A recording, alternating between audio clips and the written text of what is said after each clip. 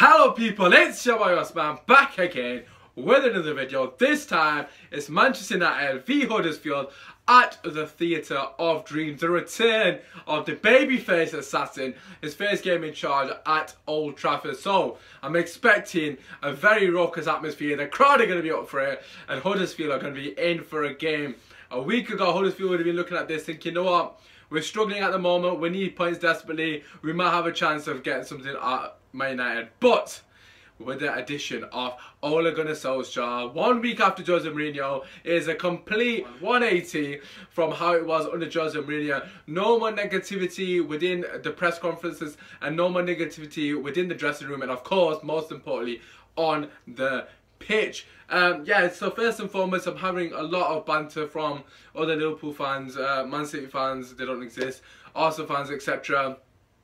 Basically saying us United fans are getting carried away. First and foremost, just want to say it's only one game. David Moyes won his first game, I believe, against Swansea when it was 4-1. Welbeck getting a brace. So anything can happen from this point onwards. What I would say back to that is, first and foremost, it's about the whole attitude of the players and what's happening off the pitch. That is the most... it's the thing that's got the United fans the happiest, really, realistically speaking, because like I said, with Jose Mourinho, it was negative press conference after negative press conference, slide digs every single day, either at the journalists or his players. You could just tell the players didn't want to play for him. He fell out with so many players, and with Ole Gunnar Solskjaer, it's a complete opposite. Like I said, a complete 180. He's smiling in the press conferences. He's you know, you can tell that he's breeding confidence within the players. You saw it against Cardiff. It's quite evident, really. I don't need to go into too much detail regarding that. So that is the main reason why we are happy. Yes, I understand it's a poor team, and also I understand it's only one game and it needs to be consistent over 5 to 10 games, then we can start again happy. But realistically speaking, I'm not going to lie, I wasn't expecting us to get rid of Jose Mourinho at this point in the season. So I'm just happy that he's gone, and I'm just happy we actually played good football. Long may it continue. Anyways, going on to the Huddersfield game itself.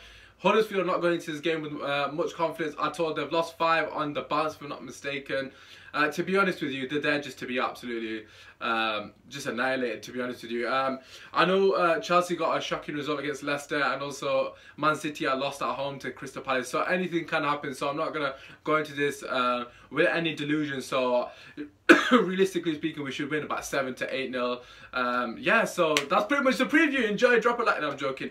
But no, on a level, we should have hammered them. I'm not going to lie. Yes, it is important that we do, you know, we do go into this and show a bit of respect to our opposition, in the sense that we don't go in this and think, oh, we're going to win this before we even kick the ball. Obviously the fans are going to be thinking that, but the players, it's important that they go in it and have that sort of professional mentality. You see in so many occasions when a team underestimates another team and the draw, or it's not the way, it doesn't go the way they plan, so to speak. So it's important that the players are focused on the job in hand, because like I said, anything can happen. Man City just lost to Palace. Yeah, so regarding this game in general, first and foremost, talking about the lineup. For me personally, I would make a couple of changes. I think it's important to rotate the squad within the Christmas period. However, I also think it is important to have a bit of consistency within the squad, because obviously we just come off a fantastic win. So realistically speaking, if it wasn't to change anything, I wouldn't be opposed to that. I suppose if you hear me out with the changes.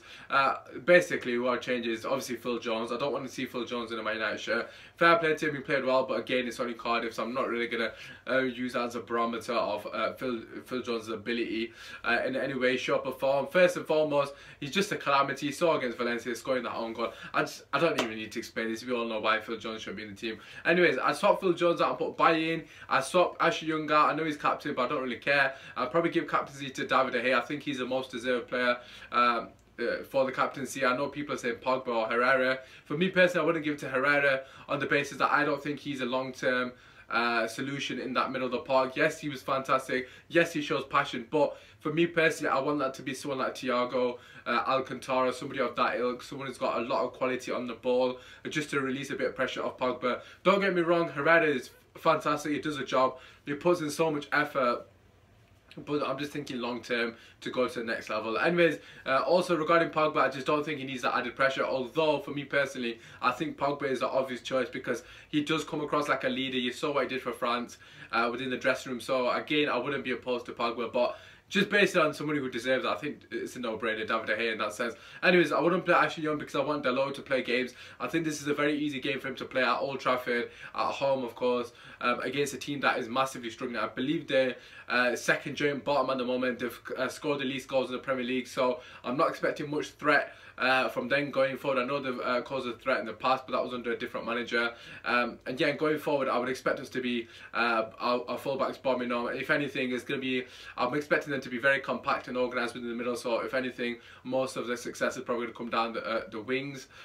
So as we know, Dalot, for me, from what I've seen so far, he's got an unbelievable cross on him. So I think it'd be a no-brainer. Yes, Ashley Young's delivery is also really good, but it'd just be nice to see Dalot play in a game that there's not as much pressure and it's quite easy for him to actually get a decent performance in there. And he's moving to the middle of the park. Although I do think Matic needs resting. I think he was fantastic in the last game. You could probably get away with dropping Matic in this game and maybe putting the Fellaini in there, although I don't want to see that happening because that's the negative sort of Jose Mourinho sort of stance on things. For me personally, I wouldn't be opposed to keeping the rest of the team. They're probably the two changes I would make. Like I said, Matic will need rest at some point, so again, if he was to drop Matic, put Herrera in that position, then maybe put Fred and Pogba on, because you got to remember, we are playing at home, so realistically speaking, we can be a bit more aggressive. But yeah, regarding the game in general, for me personally, I would not change anything from the previous game. Again, like I said, the first time we've scored 5 since Ferguson, Sir Alex Ferguson. Why change it if it's not broken? Simple as that, really. Let the players express themselves. Hopefully we can get a few more goals under our belt to build that confidence. We have got a quite easy run of fixtures at the moment, so it does really benefit us in the sense of building momentum, and it's a perfect opportunity for our players to get, like I said, a couple of goals under their belt, give them that confidence going into harder games coming in February, and we do actually have Spurs in a couple of weeks as well, so again, it's an opportunity for us to build momentum, and I wouldn't change it really, realistically speaking. I don't know how Sanchez can get back into the team. I don't think Lukaku is even close to this team. For me personally, although I do believe Ole Gunnar Solskjaer can get the best out of Lukaku, I think it would be wise just to keep the front three, allow them to continue to build chemistry, keep Pogba in that camp position, like I've been saying. That's his natural position for me personally. Give him the opportunity to go, you know, forward freely and not worry about defensive duties. But in general, Huddersfield are a poor team. I'm expecting us to hammer them. I'm not going to lie, because, like I said, they've not scored many goals. They've conceded a bucket load goal. I think they've conceded just a bit more than us, 1 goal or something, separating the two teams. So clearly, they're not going to pose much threat. And I'm expecting Old Trafford to be absolutely flipping bouncing. But yeah, just regarding our sort of football in general, how we're going to go forward from here. First and foremost, like I said, I'm not getting carried away. I'm not going to sit here and say we can get top 4. However, with Chelsea losing, it does mean we are 8 points off top 4. So there is a slim hope. Ole Gunnar Solskjaer quite clearly said we have closed bigger deficits before. So it's good to see positivity. That is the main thing that I've taken from this week. From Jose Mourinho to Ole Gunnar Solskjaer within a week, it's a massive change in the dynamic and the attitude of the players. That is the most important thing I've taken, and that is the reason why myself and other Man United fans are happy. No, I do not think we're going to set the world alight this season. However, it's just nice to see a bit of positivity. So regarding top 4, yes, I do still think there's an opportunity for us to get that. However, what I will say is it's important that we just do our job and let everything else just play out the way it's meant to be. Because at the end of the day, yes, we are going to be looking at Arsenal and Chelsea results, but we need to do our job first and foremost, and that means we need to make sure we absolutely destroy Huddersfield and actually improve our goal difference. Because at the end of the day, if we are to get top 4, we're not going to really overtake about 9 points. So realistically speaking, it might actually come down to goal difference. So our goal difference at the moment is absolutely shocking. So we need to capitalise on games like this, that we score goals for fun. Yeah, so my score prediction, I'm going to go 5-0. No, I'm joking. I'm going to go 4-0. Well, I suppose not much difference is that. I think we'll actually get clean sheet, like I said. They don't pose much threat. However, we have been a bit shaky in defence, although I felt against Cardiff we were quite solid at the back, although we did concede to a dodgy penalty. But nevertheless, like I said, I'm expecting us to absolutely hammer them, I'm not going to lie. But what I will say is it is important that the players go with the right mentality and not think that they've already won the game before ball's been kicked. And hopefully, Ole Gunnar Solskjaer drills that into them before the game. This is what I love about him. He's a Man United man. He's been in this situation many times as a player, and he knows exactly what it needs to be done as a Man United player to get these games over the line. Early goal, and we're going to absolutely hammer them. But hopefully we get a goal in the first half, because I can imagine it being a bit tetchy going into the first half if it's 0-0.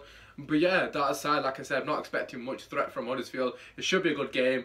Apart from that, drop a like, subscribe if you're new. Like I said, I'm going to make videos as regular as I possibly can. It has been your boy Osman, Kill Man United. Come on!